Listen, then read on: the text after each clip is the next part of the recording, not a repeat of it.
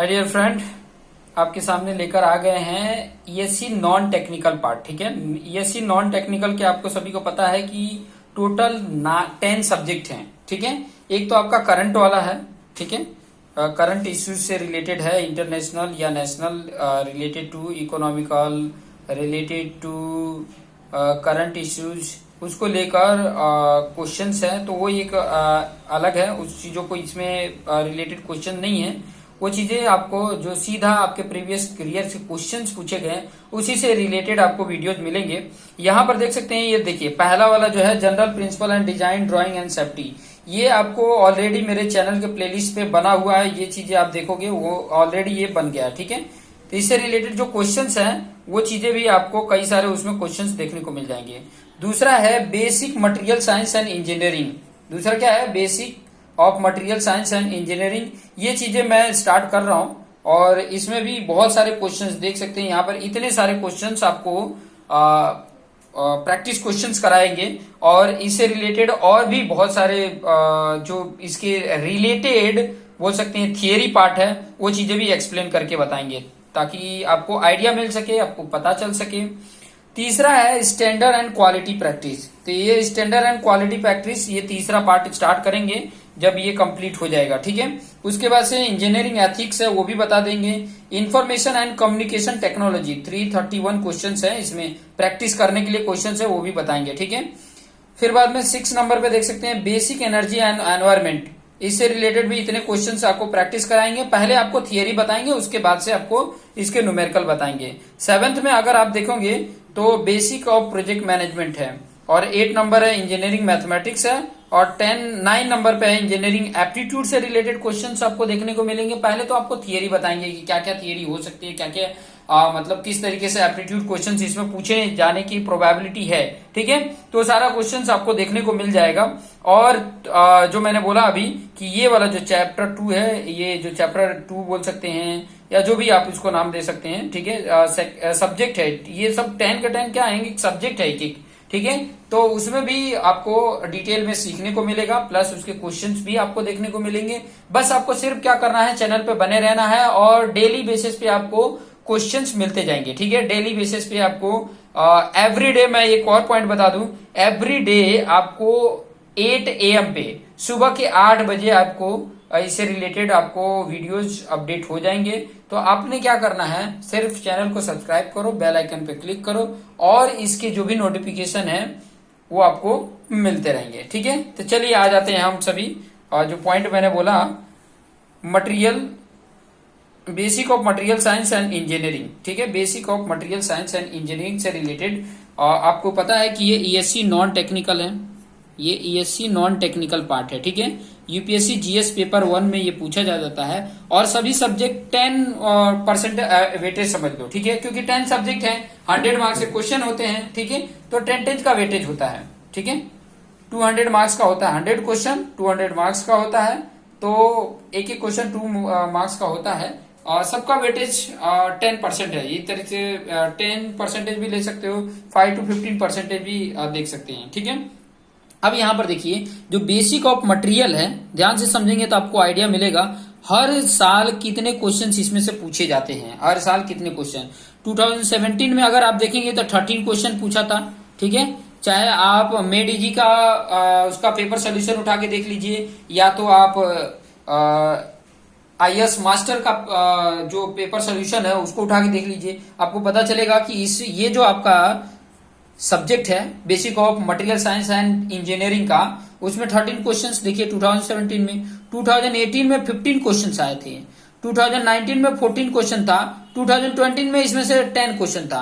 10 question भी बहुत मायने रखते हैं। 10 क्वेश्चन मतलब आपको सीधा सीधा 20 मार्क्स दिला रहे हैं, बशर्ते आपको थोड़ा सा पेशेंस रख के आप इसको अगर देखते हो तो आपको आसानी से समझ में आ जाएगा। ठीक है, आगे हम देखते हैं कि कैसे क्वेश्चंस होते हैं। तो क्वेश्चन जो होता है वो इजी टू मॉडरेट होता है, इजी टू मॉडरेट होता है, बहुत ज्यादा हार्ड नहीं होता है, बहुत ही इजी टू मॉडरेट होता है। थियरी बेस पे है, बस थोड़ा सा पॉइंट आपको इसमें कंसीडर करके ध्यान में रखते हुए और देखते जाएंगे तो आपको आइडिया मिल जाएगा। बहुत ही आसान और बहुत ही सिंपल करने वाला हूं इसको। ठीक है, जो basic of material science and engineering है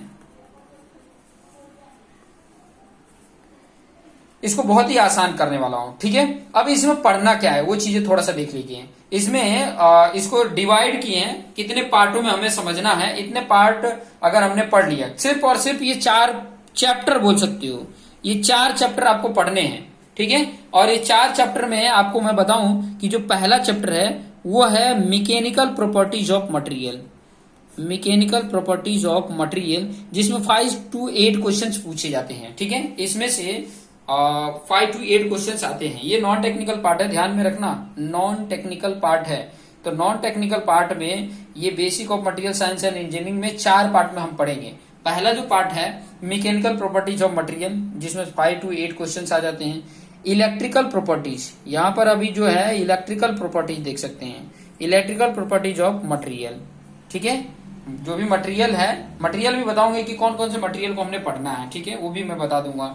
बहुत ज्यादा मटेरियल्स को, सभी टाइप के मटेरियल को नहीं पढ़ना है, जो जो इंपॉर्टेंट है उन्हीं मटेरियल्स के बारे में हमको जानकारी लेनी है, जिससे कि हमें पता रहे, कम से कम हमें जो भी मटेरियल है उसके बारे में हमें पता रहे कि उसके क्या फंक्शंस है, क्या उसका बिहेवियर है, क्या उसके माइक्रो स्ट्रक्चर किस तरीके का है, वो सब कुछ आपको देखने को मिल जाएगा। फिर बाद में आप देखेंगे केमिकल, उसका बॉन्डिंग, ठीक है, जो भी मटेरियल है, मटेरियल की केमिकल बॉन्डिंग कैसी है, तो उसमें भी देखेंगे 2 से 3 क्वेश्चंस इसमें आ जाते हैं। और फिर आ जाता है जनरल मटेरियल, जनरल मटेरियल कौन कौन से हैं वो, उससे रिलेटेड 1 से 2 क्वेश्चंस आ जाते हैं, ठीक है। तो ये 4 पार्टों में हमने पढ़ना है। अब थोड़ा सा जो मैं बात कर रहा था, मटेरियल्स की बात जो कर रहा था, थोड़ा मटेरियल्स के बारे में भी समझ लेते हैं। मटेरियल्स की जो बात कर रहा था, तो मटेरियल जो है वो चीजें देख लीजिए। पहला नंबर तो मेटल्स है, ध्यान से समझेंगे। मेटल हो सकता है, मटेरियल कैसा हो सकता है, या तो मेटल हो सकता है, या तो सिरेमिक्स हो सकता है, या तो पॉलीमर हो सकता है, या तो कंपोजिट हो सकता है, ठीक है। कंपोजिट का मतलब है कि 2 टाइप का मटेरियल से मिक्स करके बना हो, उसको कंपोजिट मटेरियल बोला जाता है, ठीक है। तो ये 4 टाइप के मटेरियल हो सकते हैं, ठीक है, 4 टाइप से वो मटेरियल हो सकते हैं।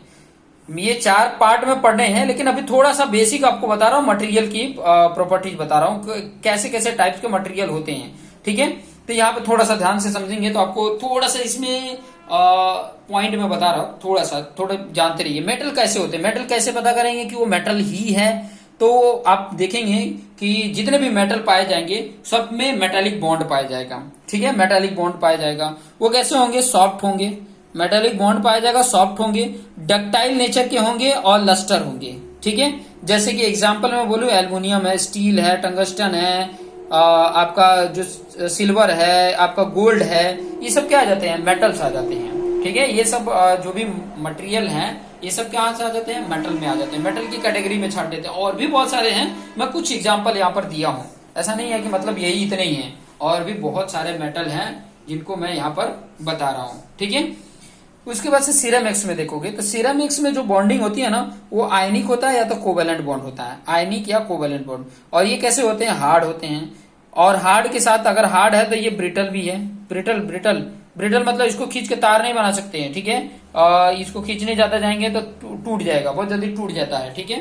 फिर बाद में ये डल नेचर के होंगे, ठीक है, जैसे कि एल्यूमिना होता है, एल्यूमिनेट होता है, फिर बाद में SiC होता है, ये सब सिरेमिक्स में आते हैं। और भी बहुत सारे एग्जांपल आपको डिटेल में आगे देखने को मिलेगा, जब प्रॉपर्टीज हम अलग अलग प्रॉपर्टीज देखेंगे। तो इन्हीं सब मटेरियल की mechanical properties, electrical properties, chemical bonding और जनरल मटेरियल, यही सब पढ़ना है इन्हीं मटेरियल को लेके, ठीक है। अब पॉलीमर देखिए, तो पॉलीमर कैसा होता है, पॉलीमर जो होता है ना, वो कार्बन का बॉन्ड होता है, कार्बन हाइड्रोजन का बॉन्ड होता है, ठीक है। इसमें वेंडर वाल बॉन्ड देखने को मिल जाता है, वेंडर वाल बॉन्ड। वेंडर वाल बॉन्ड मतलब एक कार्बन हाइड्रोजन का सीरीज जाएगा, फिर उसके नीचे भी एक सीरीज जाएगा, मतलब ये कैसा बनाएंगे, ये देखिए एक वॉल जैसा बनाएंगे, ये चेन है, ये चेन है, इनके बीच में कैसा एक वॉल जैसा ऐसा है, ठीक है। तो इनके बीच में ऐसा होता है, उसी को वेंडर वाल बॉन्ड बोला जाता है। और एक ऐसा बॉन्ड बताएंगे, कोवेलेंट बॉन्ड होता है, और ये वीक होता है, ठीक है, और लेस डक्टाइल होता है। कैसा होता है, लेस डक्टाइल होता है, ठीक है। इसमें कौन कौन से मटेरियल एग्जांपल में थर्मोप्लास्टिक आ जाएगा एंड थर्मोसेटिंग प्लास्टिक आ जाता है, थर्मोप्लास्टिक या थर्मोसेटिंग प्लास्टिक इसके अंदर में आ जाता है। हम नेक्स्ट मटेरियल को अगर देखते हैं तो नेक्स्ट मटेरियल जो है वो कंपोजिट मटेरियल है, ठीक है। अब कंपोजिट मटेरियल में अगर देखोगे तो कंपोजिट मतलब इसमें फाइबर और मैट्रिक्स पार्ट होता है, फाइबर पार्ट होता है, मैट्रिक्स पार्ट होता है। जैसे कि ये आपका मटेरियल है तो ये फाइबर है, ठीक है, फाइबर।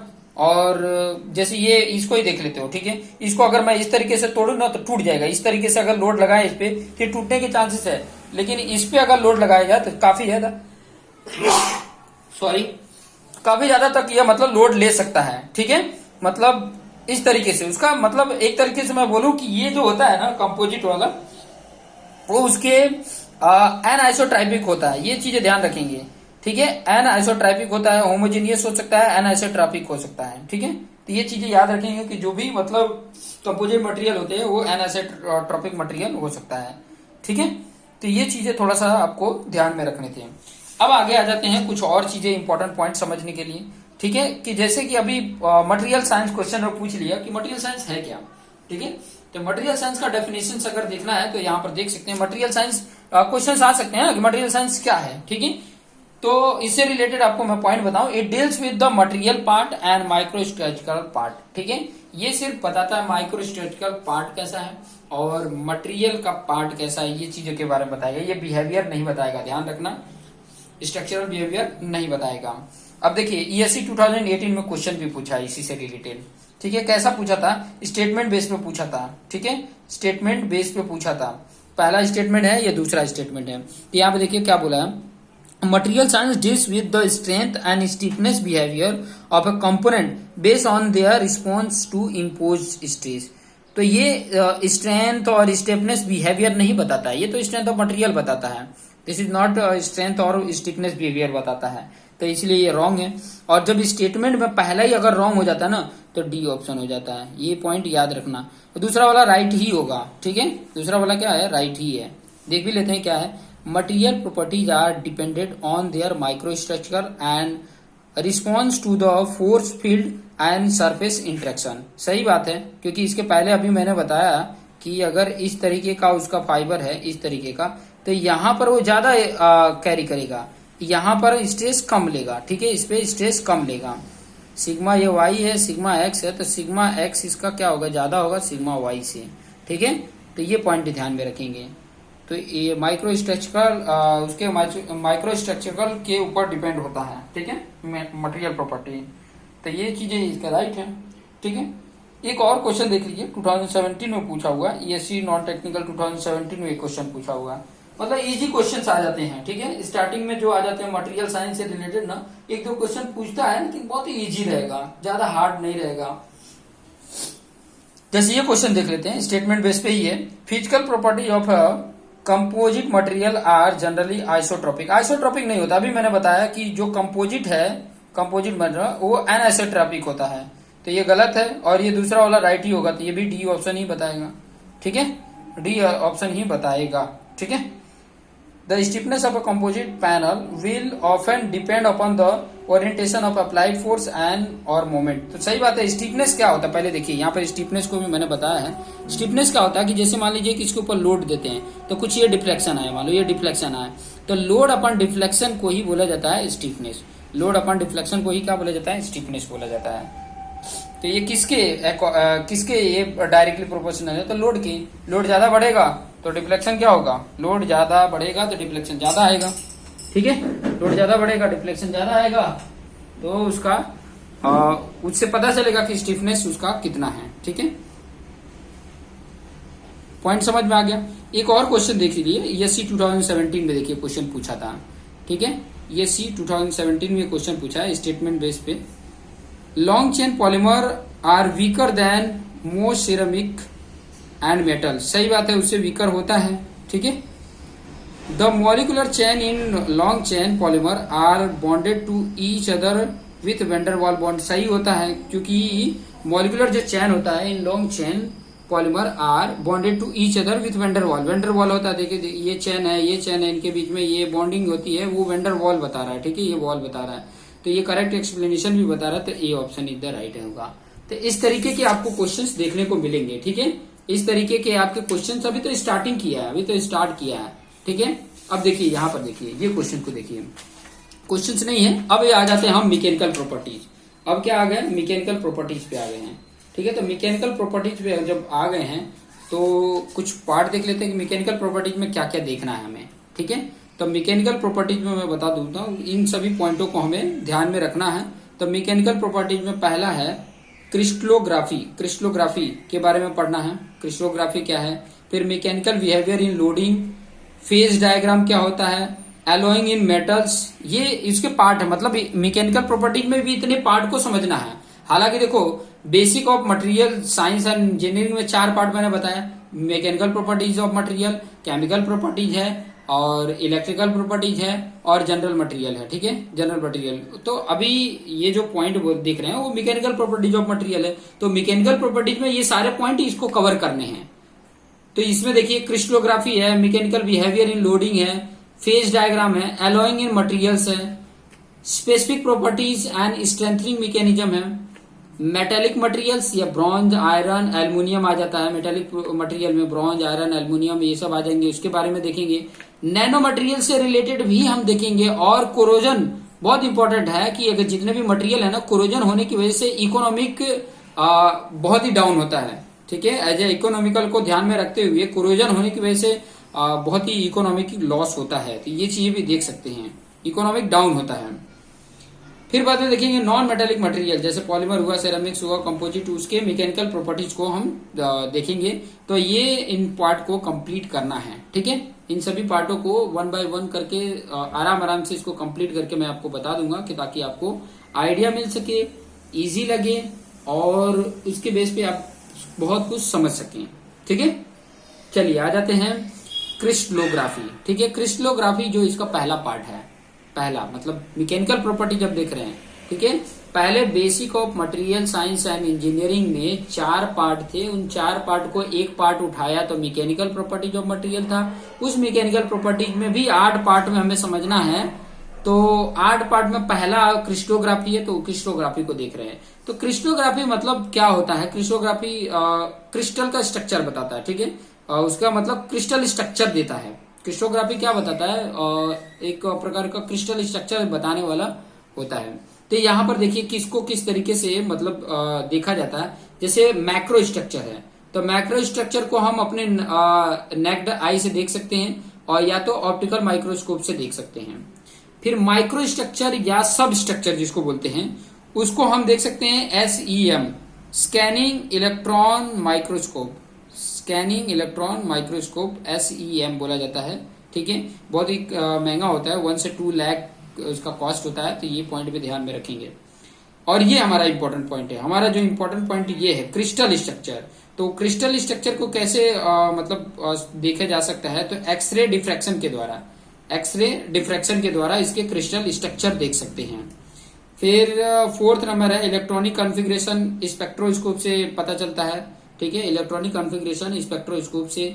और न्यूक्लियर स्ट्रक्चर जो है वो NMR या मैस बेयर माइक्रोस्कोप से इसको देखा जाता है। तो हमारा क्रिस्टल स्ट्रक्चर की बात हो रहा था, एक्सरे डिफ्रैक्शन से हम इसको पता कर सकते हैं। तो अब ये जो क्रिस्टलोग्राफी है उसको हमने क्लासिफाई किया on the basis of symmetry. 7 part में क्लासिफाई किया गया है, 7 पार्ट में। ठीक है, on the basis of symmetry crystallography को जो 7 पार्ट में हमने इसको क्या कर दिया है, क्लासिफाई किया है। मतलब on the basis of symmetry पहला है जिसमें 7 पार्ट है। क्या क्या है देख लीजिए। क्यूबिक क्रिस्टल है, टेट्रागोनल क्रिस्टल है, ऑर्थोम्बिक क्रिस्टल है, हेक्सागोनल है, रोम्बोहेड्रल है, मोनोक्लिनिक है एंड ट्राइक्लिनिक है। ये सभी क्या है? ये सभी जितने भी पॉइंट में बताया ये सब क्या है? On the basis of symmetry 7 part हैं। ठीक है, on the basis of symmetry crystal के on the basis of symmetry के ये पार्ट हैं। तो जिसमें इंपॉर्टेंट है हमें क्यूबिक क्रिस्टल ही इंपॉर्टेंट है, क्यूबिक क्रिस्टल को ही पढ़ना है। लेकिन कुछ और इंपॉर्टेंट है, थोड़ा सा ध्यान में रखेंगे। जैसे टेट्रागोनल क्रिस्टल है तो उसमें मार्टेनसाइट इंपॉर्टेंट है, मार्टेनसाइट याद रखेंगे।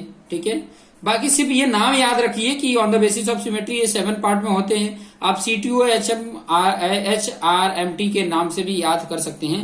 Cubic crystal, tetragonal, orthorhombic crystal, hexagonal crystal, rhombohedral, monoclinic crystal और ट्राइक्लिनिक क्रिस्टल, ये नाम याद रख सकते हैं। लेकिन ज्यादा इंपॉर्टेंट यही है। ठीक है, इससे जुड़े हुए कुछ और इंपॉर्टेंट भी देख लेते हैं। जैसे हेक्सागोनल में जिंक आ जाता है, ज़्रोमियम आ जाता है, जिंक ब्लेंड आ जाता है, टाइटेनियम एट रूम टेम्परेचर आ जाता है। अब इसमें एक और आ जाता है, डायमंड और ग्रेफाइट भी आ जाता है। बात को समझेंगे। डायमंड जो होता है ना वो कटिंग टूल्स होता है, हाई इसकी मेल्टिंग पॉइंट होती है और हार्डेस्ट मटेरियल होता है। ठीक है।